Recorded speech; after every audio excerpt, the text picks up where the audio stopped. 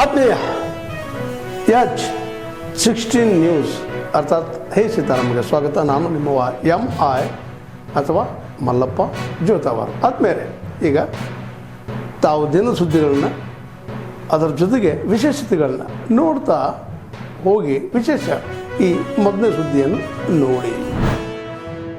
ಕಳೆದ ವರ್ಷ ಹೋಲಿಸಿದರೆ ಈ ವರ್ಷ ಸುಮಾರು 70,000 ಕೋಟಿ ಹೆಚ್ಚಾಗ್ತದೆ. Revenue deficit, fiscal deficit 4.3, revenue deficit 5.97 lakh.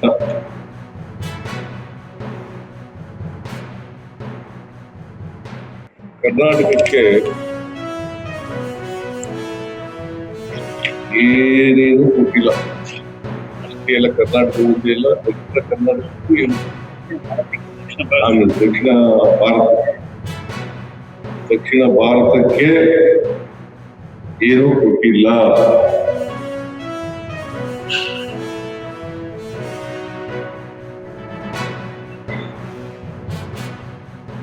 ಕರ್ನಾಟಕಕ್ಕೆ ಏನ್ ಕೊಟ್ಟಿದ್ದಾರೆ? ಸೋಂಪು ಕೊಟ್ಟಿದ್ದಾರೆ.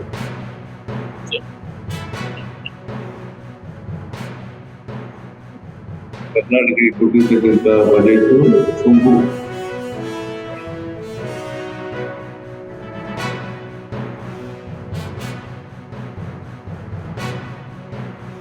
ಎರಡು ಬಹಳ ಪ್ರಮುಖವಾಗಿ ಹೇಳಿರ್ತಕ್ಕಂಥದ್ದು. ಒಂದು Bengaluru to Hyderabad, Bengaluru to Chennai,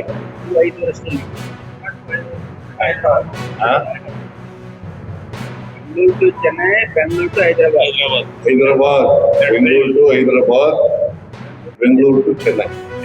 high speed rail ಹೇಳಿದ್ದಾರೆ. ಹೈ ಸ್ಪೀಡ್ ಟ್ರೈನ್ ಅದು 5 ವರ್ಷದಲ್ಲಿ ಮಾಡ್ತೀವಿ ಅಂತ ಹೇಳಿದ್ದಾರೆ. ಇಲ್ಲಿಂದ ಕರ್ನಾಟಕ ಏನು ಉಪಯೋಗ ಆಗಲ್ಲ. ಇಲ್ಲ ಹೈದರಾಬಾದ್ ಇದೆ. ಇದರಿಂದ ಏನಾಗತ್ತಪ್ಪ ಅಂತಂದ್ರೆ ನಮಗಿಂತ ಹೆಚ್ಚಾಗಿ ಅನುಕೂಲ ಆಗುತ್ತೆ. ಹೈದರಾಬಾದು, ಆಂಧ್ರ, ತಮಿಳುನಾಡು ಆಗ್ತದೆ. ನಾವು ಏನ್ ಬಯಸಿದ್ದು ಅಂತಂದ್ರೆ ನಮಗ್ ಬೇಕಾಗಿದ್ದು ಏನಪ್ಪ ಅಂತಂದ್ರೆ Bengaluru to Mumbai, Bengaluru to Mangaluru, Bengaluru to Pune. ನಮಗ್ ಬೇಕಾಗಿದ್ದದ್ದು ಹೈ ಸ್ಪೀಡ್ ಟ್ರೈನ್ಗಳು ಬೇಕಾಗಿದ್ದದ್ದು ನಮಗೆ Bengaluru to Pune, Bengaluru to Maharashtra Mumbai, Bengaluru to Mangaluru. ಕೇಂದ್ರ ಸರ್ಕಾರ ಇಂದಿನ ಬಜೆಟಲ್ಲಿ ರೈತರಿಗೆ ಮೂಗಿಗೆ ತುಪ್ಪ ಸೋರ್ತಕ್ಕಂಥ ಕೆಲಸವನ್ನು ಮಾಡಿದೆ. ರೈತರ ಅಭಿವೃದ್ಧಿಗೆ ಪೂರಕವಲ್ಲದ ಬಜೆಟನ್ನು ನಿರ್ಮಲಾ ಸೀತಾರಾಮರವರು ಮಂಡಿಸಿದ್ದಾರೆ. ರೈತ MSP ಬೆಲೆ ಖಾತ್ರಿ ಕಾಯ್ದೆಯನ್ನು ನಾವು ಕೇಳ್ತಾ ಇದ್ದೇವೆ. MS ಸ್ವಾಮಿನಾಥನ್ ವರದಿ ಜಾರಿ ಬಗ್ಗೆ ಪ್ರಸ್ತಾಪವಿಲ್ಲ. ರೈತರ ಸಾಲ ಮನ್ನಾ ಮಾಡ್ತಕ್ಕಂಥ ಯೋಜನೆಗಳನ್ನ ಘೋಷಣೆ ಮಾಡ್ತಾ ಇಲ್ಲ. ಕೃಷಿಗೆ ಸಾಲವನ್ನು ಕೊಡ್ತಕ್ಕಂಥ ನೀತಿ ಬದಲಾವಣೆ ಇಲ್ಲ. ಕೃಷಿಗೆ ಸುಮಾರು 20 ಲಕ್ಷ ರೂಗಳವರೆಗೆ 0% ಇಂಟ್ರೆಸ್ಟಲ್ಲಿ ಕೃಷಿಗೆ ಪೂರಕವಾದಂಥ ಸಾಲವನ್ನು ಕೊಡಬೇಕಾದಂಥ ಯೋಜನೆ ಘೋಷಣೆ ಮಾಡಬೇಕಾಗಿದೆ. ಏನೇನು PM ಕಿಸಾನ್ ಯೋಜನೆಯನ್ನು ಸುಮಾರು ದಿನಗಳಿಂದ ಕೇಂದ್ರ ಸರ್ಕಾರ ಕೊಡ್ತಾ ಇದೆ. ಈ ಹಣವನ್ನು 25,000 ರೂಪಾಯಿಗೆ ಏರಿಕೆ ಮಾಡಬೇಕು ಅಂತೇಳಿ ರೈತ ಸಂಘಟನೆಗಳ ಹೋರಾಟ ಇದೆ. ಆದರೂ ಕೂಡ ಎಲ್ಲಕ್ಕಿಂತ ಮಿಗಿಲಾಗಿ ರೈತ ಬೆಳೆದಂಥ ವಸ್ತುಗಳಿಗೆ ವೈಜ್ಞಾನಿಕ ಬೆಲೆಯನ್ನು ನಿಗದಿ ಮಾಡ್ತಕ್ಕಂಥ ಕಾಯ್ದೆ ಕಾನೂನನ್ನು ಜಾರಿ ಮಾಡ್ತಕ್ಕಂಥ MSP ಕಾಯ್ದೆಯನ್ನು ಜಾರಿಗೆ ಮಾಡ್ತಕ್ಕಂಥದ್ದಲ್ಲಿ ಕೇಂದ್ರ ಸರ್ಕಾರ ಸಂಪೂರ್ಣ ವಿಫಲವಾಗಿದೆ. ನರೇಂದ್ರ ಮೋದಿ ಅವರು 2026ಕ್ಕೆ ರೈತರ ಆದಾಯವನ್ನು ದುಪ್ಪಟ್ಟು ಮಾಡ್ತೀವಿ ಅಂತ ಹೇಳಿದರು. ಆದರೆ ರೈತರ ಆದಾಯ ದುಪ್ಪಟ್ಟಾಗ್ತಾ ಇಲ್ಲ. ರೈತರಿಗೆ ಕೃಷಿಗೆ ಬೇಕಾದಂಥ ಸಲಕರಣೆಗಳು, ಯಾಂತ್ರೀಕರಣಗಳು, ವಸ್ತುಗಳು ಎಲ್ಲವೂ ಕೂಡ ಗಗನಮುಖಿ ಆಗ್ತಾ ಇದೆ. ರಸಗೊಬ್ಬರದ ಬೆಲೆ ಗಗನಮುಖಿ ಆಗ್ತಾ ಇದೆ. ಇವೆಲ್ಲವನ್ನು ನೋಡಿದ್ರೆ ರೈತರ ಆದಾಯವನ್ನು ದುಪ್ಪಟ್ಟು ಮಾಡ್ತಕ್ಕಂಥ ಕೆಲಸ ಆಗಿಲ್ಲ. ರೈತರ ಕೃಷಿಗೆ ಅಭಿವೃದ್ಧಿಗೆ ಪೂರಕವಲ್ಲದ ಬಜೆಟನ್ನು ಕೇಂದ್ರ ಸರ್ಕಾರ ಮಾಡಿ ರೈತರಿಗೆ ಒಂದು ನಿರಾಶಾದಾಯಕವಾದ ಬಜೆಟ್ ಆಗಿದೆ ಅಂತೇಳಿ ಈ ಮೂಲಕ ನಾನು ಹೇಳಲಿಕ್ಕೆ ಇಚ್ಛಪಡ್ತೇನೆ. ನನ್ನ ಹೆಸರು ಹಳ್ಳಿಕೆರೆಹೊಂಡಿ ಭಾಗ್ಯರಾಜ್, ಕರ್ನಾಟಕ ರಾಜ್ಯ ಕಬ್ಬು ಬೆಳೆಗಾರರ ಸಂಘದ ರಾಜ್ಯಾಧ್ಯಕ್ಷ.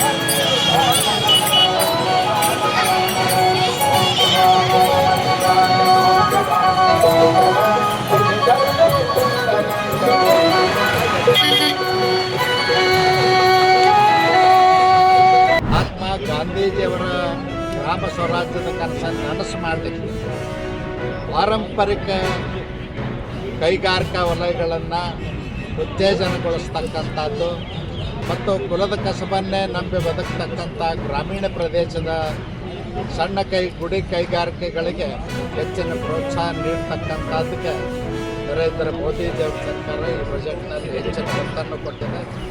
ಇನ್ನೊಂದು ಭಾಳ ಮಹತ್ವದ ವಿಷಯ ಅಂದರೆ ಶಿಕ್ಷಣ ಮತ್ತು ಆರೋಗ್ಯ. ನಾವೇನು ಖರ್ಚು ಮಾಡ್ತೀವಿ, ಖರ್ಚು ವೆಚ್ಚ ಅಲ್ಲ, ಅದೊಂದು ಹೂಡಿಕೆ ಅಂಥೇಳಿ, ಅಂದರೆ ಬಂಡವಾಳ ಹೂಡಿಕೆ ಅಂಥೇಳಿ ಪರಿಗಣಿಸ್ತಕ್ಕಂಥದ್ದೇನು ಮಹತ್ವದ ನಿರ್ಣಯ ತಗೊಂಡಾರ. ಇದರಿಂದ ಜನಸಾಮಾನ್ಯರ ಮಕ್ಕಳು ಶಿಕ್ಷಣಕ್ಕೆ ಹೆಚ್ಚು ಅವಕಾಶ ಸಿಗ್ತದೆ. ಆ ನಿಟ್ಟಿನಲ್ಲಿ ಇವತ್ತೇನು ಆರೋಗ್ಯ ಮತ್ತು ಶಿಕ್ಷಣಕ್ಕೆ ಖರ್ಚು ವೆಚ್ಚ ಅಲ್ಲದು, ಅದು ಹೂಡಿಕೆ, ಒನ್ ಟೈಮ್ ಇನ್ವೆಸ್ಟ್ಮೆಂಟ್ ಅನ್ನೋ ರೀತಿಯಲ್ಲಿ ಏನು ಮಾಡಿದಾರ, ಅದಕ್ಕೆ ನಾನು ಅಭಿನಂದನೆಗಳನ್ನು ಸಲ್ಲಿಸ್ತೀನಿ. ಇನ್ನೂ ಹೆಚ್ಚಿನ ವಿಷಯಗಳನ್ನ ನಾವು ಪಡ್ಕೊಂಡು ಬರ್ತೀವಿ. ಮತ್ತು ತೆಂಗು ಮತ್ತು ಕರಾವಳಿ ಪ್ರದೇಶದಲ್ಲಿ ಮೀನುಗಾರಿಕೆಗೆ ಹೆಚ್ಚಿನ ಅವಕಾಶವನ್ನು ಕೊಡ್ತಕ್ಕಂಥದ್ದು, ಉದ್ಯೋಗ ಸೃಷ್ಟಿ ಮಾಡೋದ್ರ ಜೊತೆಯಲ್ಲಿ ರೈತರ ಆದಾಯವನ್ನು ಕೂಡ ಹೆಚ್ಚು ಮಾಡಲಿಕ್ಕೆ ಅವಕಾಶ ಮಾಡಿಕೊಟ್ಟಿದ್ದಾರೆ. ಅದಕ್ಕಾಗಿ ನರೇಂದ್ರ ಮೋದಿಜಿಯವ್ರ ಸರ್ಕಾರಕ್ಕೆ ಮತ್ತೊಮ್ಮೆ ಕೃತಜ್ಞತೆ. ತಾವೆಲ್ಲ ಇಲ್ಲಿವರೆಗೆ ಸುದ್ದಿಗಳನ್ನು ನೋಡಿದಿರಿ, ಜೊತೆಗೆ ವಿಶೇಷ ಘಟನೆಗಳನ್ನು ಸಹ ನೋಡಿದಿರಿ. ಅದು ನಿಮಗೇನು ಅನ್ನಿಸ್ತು? ನಿಮಗೆ ಲೈಕ್ ಮಾಡಿರಿ, ಶೇರ್ ಮಾಡಿರಿ, ಕಾಮೆಂಟ್ ಮಾಡಿರಿ, ಜೊತೆಗೆ ಸಬ್ಸ್ಕ್ರೈಬ್ ನಿಲ್ಲಿಸ್ಬೇಡ್ರಿ. H16 ನ್ಯೂಸ್ ಅರ್ಥಾತ್ ಈ ಸಿದ್ದರಾಮಯ್ಯ ಸತ್ಯದ ಕೈಗನ್ನಡಿ ವಂದನೆಗಳು.